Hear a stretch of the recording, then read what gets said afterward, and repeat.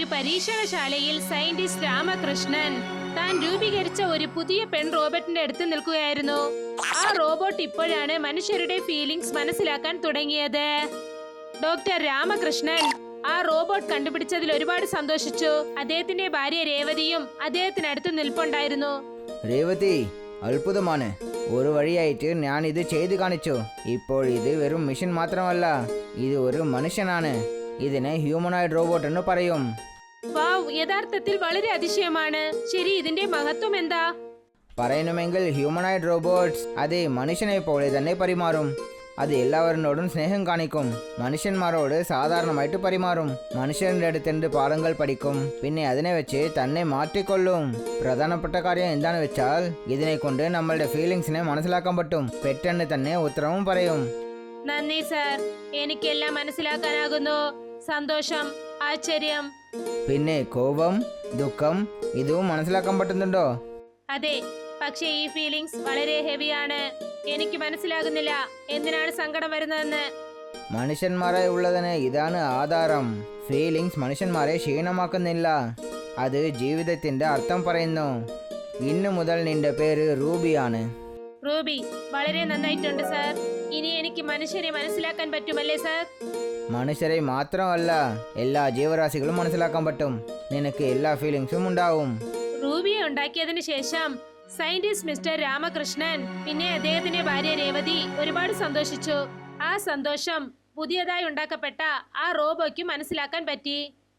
വാവ്, ഇത് യഥാർത്ഥത്തിൽ വളരെ നന്നായിരിക്കുന്നു ഡോക്ടർ രാമകൃഷ്ണൻ.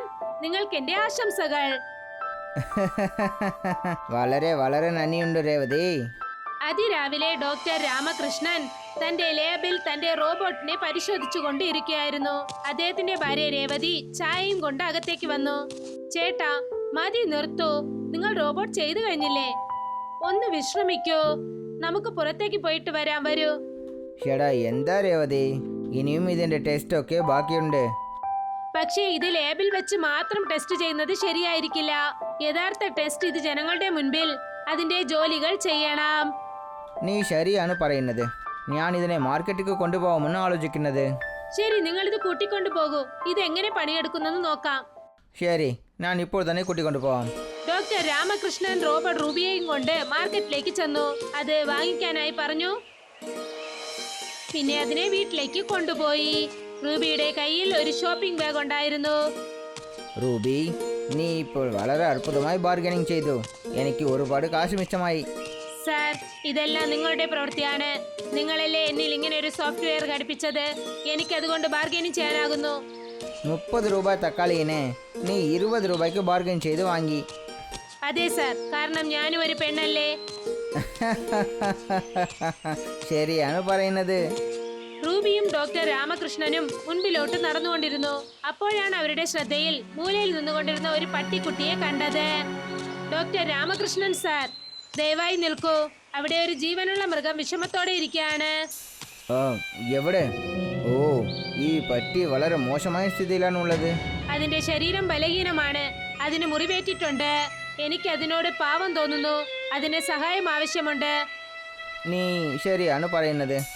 ഇതിനെ നമുക്ക് വീട്ടിലേക്ക് കൊണ്ടുപോകാം. ഞാൻ ഇതിനെ നന്നായി നോക്കാം.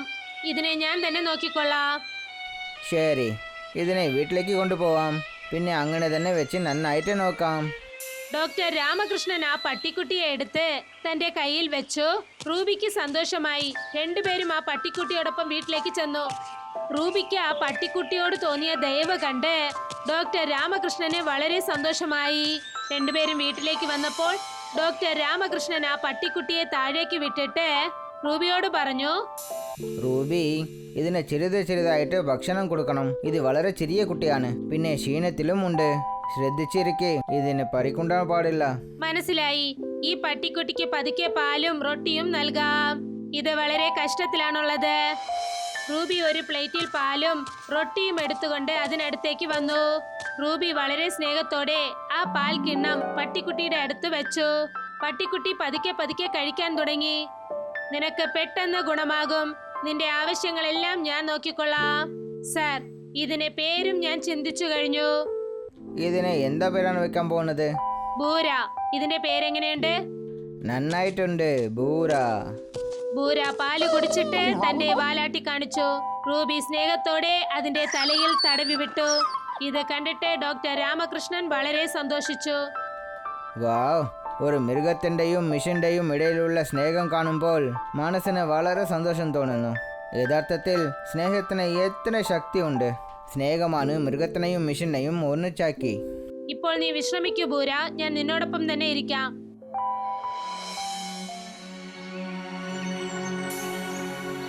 ഓപ്പൺ ഗ്രൗണ്ടിൽ ബൂരയും റൂബിയും കളിച്ചുകൊണ്ടിരുന്നു. Ruby ball എടുത്തെറിഞ്ഞു. അത് ബൂര പിടിക്കാനായി ശ്രമിച്ചു, പക്ഷെ അതിന് പറ്റിയില്ല. ബൂര, ശ്രദ്ധ കാണിക്ക്, നിനക്കിത് പിടിക്കാനാകും. വീണ്ടും നീ ശ്രമിക്ക്. റൂബി ആ ബോൾ പതുക്കെ പതുക്കെ എറിഞ്ഞു. ഇത്തവണ ബൂര ബോൾ പിടിച്ചു. വളരെ നല്ല കാര്യം, നീ പഠിച്ചിരിക്കുന്നു, നല്ല സന്തോഷമായിരിക്കുന്നു. ബൂര സന്തോഷത്തോടെ കുരച്ചു, തന്റെ വാലാട്ടി കാണിച്ചു. അപ്പോഴാണ് മഴ തുടങ്ങിയത്. പേടിക്കണ്ട, ഞാനുണ്ട്, നിന്നെ ഞാൻ നനയാൻ സമ്മതിക്കില്ല. റൂബി ബൂറയെ തന്റെ കയ്യിലെടുത്തു. തന്റെ ശരീരം കൊണ്ട് അതിനെ മറച്ചു. അത് ബൂറാന് നന്നായി ഫീലായി. നീ എന്റെ കൂട്ടുകാരനാണ്, നിന്നെ ഞാൻ എപ്പോഴും നന്നായി നോക്കും. മഴ നിന്നു. റൂബി അതിനെ വളരെ സ്നേഹത്തോടെ നോക്കി. പിന്നെ രണ്ടുപേരും വീട്ടിലേക്ക് വന്നു. ഇപ്പോൾ അവർക്കിടയിൽ നല്ല സ്നേഹമുണ്ടായി.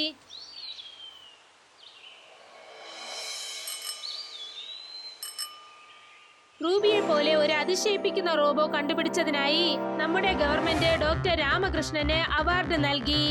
ആ അവാർഡ് ഫംഗ്ഷന് ശേഷം ഡോക്ടർ രാമകൃഷ്ണൻ പിന്നെ അദ്ദേഹത്തിന്റെ ഭാര്യയും വീട്ടിലേക്ക് വന്നു. വീട്ടിൽ റൂബി ബുറയോടൊപ്പം അദ്ദേഹത്തിന്റെ 2 സയന്റിസ്റ്റ് കൂട്ടുകാർ ഡോക്ടർ രമൻ, ഡോക്ടർ രാജേന്ദ്രൻ അവർക്കായി കാത്തിരിക്കുകയായിരുന്നു. ഡോക്ടർ രാമകൃഷ്ണ, വളരെ വളരെ ആശംസകൾ. നിങ്ങളുടെ ഈ റിസർച്ച് കാണുമ്പോൾ വളരെ സന്തോഷം തോന്നുന്നു. നിങ്ങൾ റൂബിനെ ഉണ്ടാക്കി വളരെ അത്ഭുതം ചെയ്ത് കാണിച്ചു. വളരെ വളരെ നന്ദിയുണ്ട്. നിങ്ങൾ ഇവിടെ വന്നതിൽ എനിക്ക് വളരെ സന്തോഷമാണ്. ഈ റിസർച്ചിന് വേണ്ടിയാണ് ഞങ്ങൾ 10 കൊല്ലം കഷ്ടപ്പെട്ടു. പക്ഷേ നിങ്ങൾ മുൻപ് തന്നെ ഈ ഹ്യൂമനോയിഡ് റോബോട്ടിനെ കണ്ടുപിടിച്ചു. നിങ്ങൾ ഞങ്ങൾക്ക് മുൻപ് തന്നെ ഈ ഹ്യൂമനോയിഡ് റോബോട്ടിനെ കണ്ടുപിടിച്ച് ഞങ്ങളെക്കാളും വലിയ ആളാണെന്ന് നിരൂപിച്ചു ഡോക്ടർ. മതി മതി, നിങ്ങളുടെ വിഷുകൾ നിർത്തു. വരൂ, മുതലിൽ സ്വീറ്റ് കളിക്കൂ. റൂബി സ്വീറ്റ് ബോക്സ് എടുത്തുകൊണ്ട് വന്ന് അതിൽ നിന്നും സ്വീറ്റ് എടുത്ത് ഡോക്ടർ രമനും ഡോക്ടർ രാജേന്ദ്രനും നൽകി. അത്ഭുതം റൂബി, നീ എല്ലാ പണിയും ചെയ്യുന്നു. ഞങ്ങളോടൊപ്പം ഞങ്ങളുടെ വീട്ടിലേക്ക് വരുമോ? അങ്ങനെ ഡോക്ടർ രാമകൃഷ്ണൻ പറയുകയാണെങ്കിൽ ഞാൻ നിങ്ങളോടൊപ്പം വരാൻ തയ്യാറാണ്. അദ്ദേഹം അങ്ങനെ പറഞ്ഞില്ലെങ്കിൽ ഞാൻ വരില്ല. വാവ്, ഡോക്ടർ രാമകൃഷ്ണ, ഇത് നിങ്ങളുടെ വാക്കാണ് കേൾക്കുന്നത്. അത്ഭുതമാണ്. അതെ ഡോക്ടർ, ഇതിൻ്റെ CPU-യിൽ ഞാൻ ഉണ്ടാക്കിയ AI പ്രോഗ്രാം ഇരിക്കുന്നവരെ ഇത് ഞാൻ പറയാതെ എങ്ങോട്ടും പോവില്ല. ഞാൻ വേഗം തന്നെ ഇതിനെ ഗവൺമെൻറ്റിലേക്ക് കൊടുക്കാൻ പോകുന്നു. അതുകൊണ്ട് നമ്മുടെ നാട്ടിന് വളരെ നന്മയുണ്ടാവും. വളരെ നല്ല കാര്യം. അന്ന് സയന്റിസ്റ്റ് ഡോക്ടർ രമൻ പിന്നെ രാജേന്ദ്രൻ അവിടെ നിന്നും പോയി. അർദ്ധരാത്രി ആയപ്പോൾ ഡോക്ടർ രാമകൃഷ്ണന്റെ വീട്ടിലേക്ക് കള്ളന്മാർ വന്നു. അവരുടെ മുഖത്ത് മുഖംമൂടി ഉണ്ടായിരുന്നു. രണ്ടുപേരും വീട്ടിൽ കയറി ലാബിനകത്തേക്ക് ചെന്നു. അവിടെ ഒരു കസേരയിൽ റൂബി ഇരിക്കുകയായിരുന്നു. അതിന്റെ ബാറ്ററി ചാർജ് ആയിക്കൊണ്ടിരുന്നു. അതിന്റെ കണ്ണുകൾ മൂടിയിരുന്നു. ഒരു കള്ളൻ പറഞ്ഞു, നോക്കൂ, ഇത് ഇപ്പോൾ ബാറ്ററി ചാർജിങ്ങിലുള്ളത്.